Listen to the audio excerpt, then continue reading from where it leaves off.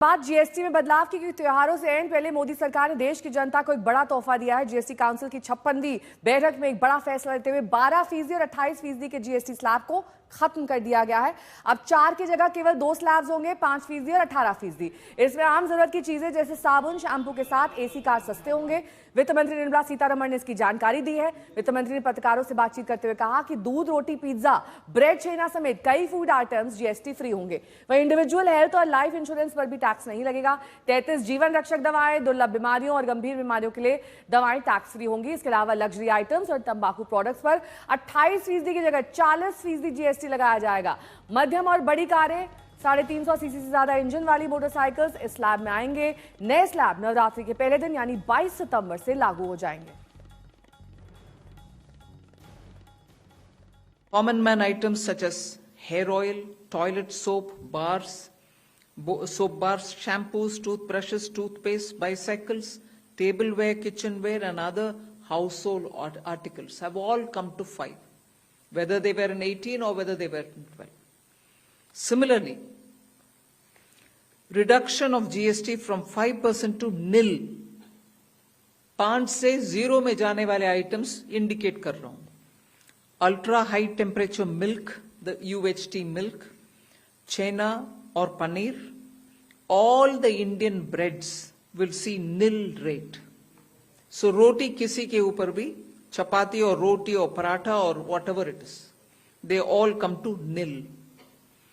Reduction of GST from 12% or from 18% to 5. इसमें food items बहुत सारे हैं, नमकीन से भुजिया है, सॉसेस है, पास्ता है, इंस्टेंट नूडल्स है, chocolates, coffee, preserved meat, cornflakes, butter, ghee, ये सब 5% में आ रही है। और इसका सीधा असर आज बाजार पर भी देखा गया। बीएसई लगभग 500 अंकों के उछाल के साथ खुला है। एनएसई में भी लगभग 130 अंकों के उछाल देखा जा रहा है। दोनों ही हरे निशान के साथ खुले हुए हैं। आशुतोष मेरे सहयोगी जुड़े हुए हैं तमाम जानकारी के साथ। आशुतोष, एक बेहद महत्वपूर्ण पॉइंट ये है कि जो टैक्स स्लैब में बदलाव किया गया है जीएसटी में, उसका असर नई पैकिंग्स में कब तक दिखेगा? क्या सीधे तौर पर सिर्फ प्राइस में चेंज हम देख सकते हैं या फिर ग्रामेज को भी बढ़ाया जा सकता है?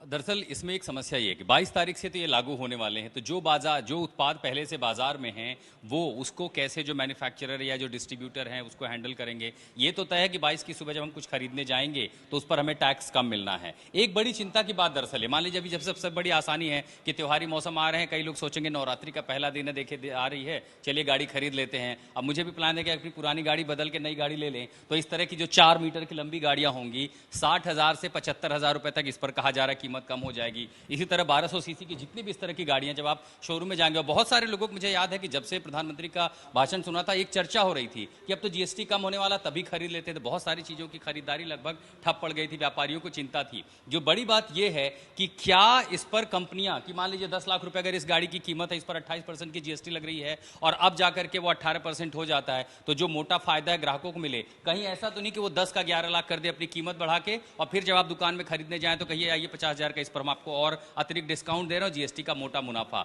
तो एक तो है कि ब्रैकेट जो उन्होंने कीमत रखी है एमआरपी की, कि इस गाड़ी की जो ब्रैकेट कीमत आज है क्या वो उस दिन भी रहेगी, चाहे वो मारुति हो, दुनिया भर की जितनी भी गाड़ियां हो, हैचबैक सेक्शंस हो, जो भी सस्ती गाड़ियां हैं 1200 सीसी की जो इस दायरे में आ रही हैं, क्या इनकी कीमत में वो स्थिरता रहेगी जो आज महंगी हो जाएंगी, लेकिन जो कंज्यूमेबल्स हैं खासतौर पर एफएमसीजी प्रोडक्ट्स, उसमें दामों में गिरावट देखी जाएगी। ऐश्वर्या मेरी सहयोगी जुड़ गई हैं तमाम जानकारी के साथ। ऐश्वर्या, ये माना जा रहा है कि फूड प्रोडक्ट्स में कमी का असर जल्द दिखाई देगा, लेकिन इसको लेकर कई तरह के संशय भी हैं, क्योंकि पैक्ड प्रोडक्ट्स पर तो ये आप तभी लागू कर सकते हैं जब नई पैकिंग आएगी, लेकिन इसके साथ ही रेस्टोरेंट्स में भी जो बिल्स हैं उसमें किस तरीके से बदलाव देखा जाएगा? देखिए, रेस्टोरेंट्स के बिल्स की अगर हम बात करें तो फिर जो फूड का जो कॉस्ट है, जो आपके इनपुट कॉस्ट है, और ये बात फाइनेंस मिनिस्ट्री जो है वो लोगों से कर चुकी है ऑलरेडी, इंडस्ट्री से ऑलरेडी बात हो चुकी है। इंडस्ट्री का ये कहना था कि इसका इम्पैक्ट तब दिखेगा जब जो इनपुट कॉस्ट है वो कम होगी। देखिए, कम से कम आप ये मान के चलिए कि 1.5 से 2 महीने के अंदर जो ओवरऑल इम्पैक्ट है वो आपको देखने को मिलेगा। देखिए चीजें लागू 22 सितंबर से होगी, बट हर इंडस्ट्री अलग होगी। गाड़ियों की अगर बात करें तो उनको ये चेंज करने में समय लगेगा, अगर पैकेज फूड की बात करें तो उनको ये करने में आसानी होगी। पनीर की बात करें तो झटपट उसका रेट आपको गिरता हुआ नजर आएगा, ड्राई फ्रूट्स की बात करें उसका रेट भी आपको गिरता हुआ नजर आ जाएगा। लेकिन जो पैकेज फूड है और जो बड़े बड़े आइटम्स है, बाइक्स की बात करें, गाड़ियों की बात करें, जो चीज महंगी हो रही है उसके अंदर भी कम से कम 2 से 3 महीने का समय इस समय लगेगा। स्टेशनरी आइटम्स की बात करें तो उसकी एमआरपी के अंदर आपको चेंज लगभग 20 से 25 दिन के अंदर नजर आ जाएगा। तो जो छोटे छोटे ठीक आइटम है। है उनकी बात करें, रोजमर्रा के आइटम की बात करें नेहा, उसके ऊपर इम्पैक्ट जल्दी नजर आएगा। और ये भी देखना होगा कि कौन मैन्युफैक्चरर इनपुट कॉस्ट में अगर बदलाव होता है तो उसे पास ऑन भी करता है कंज्यूमर्स को या फिर नहीं। वहीं जीएसटी स्लैब में सुधार को लेकर प्रधानमंत्री मोदी एक्स पर अपने संदेश में उन्होंने कहा है कि स्वतंत्रता दिवस भाषण के दौरान मैंने जीएसटी में अगली पीढ़ी में सुधार लाने के इरादे के बारे में बताया था। केंद्र सरकार ने आम आदमी के जीवन को सरल बनाने और अर्थव्यवस्था को सशक्त करने के उद्देश्य से जीएसटी दरों के व्यापक पुनर्गठन और प्रक्रियागत सुधारों का एक विस्तृत प्रस्ताव तैयार किया है। ये बताते हुए खुशी हो रही है कि एक्ट जीएसटी काउंसिल, जिसमें केंद्र और राज्य सरकार शामिल है, केंद्र सरकार द्वारा प्रस्तुत जीएसटी दरों में कटौती और सुधारों के प्रस्ताव को सामूहिक रूप से मंजूरी दे दी है। इन सुधारों से आम जनता, किसान, लघु और मध्यम उद्योग, एमएसएमई, मध्यम वर्ग, महिलाएं और युवा सभी लाभान्वित होंगे।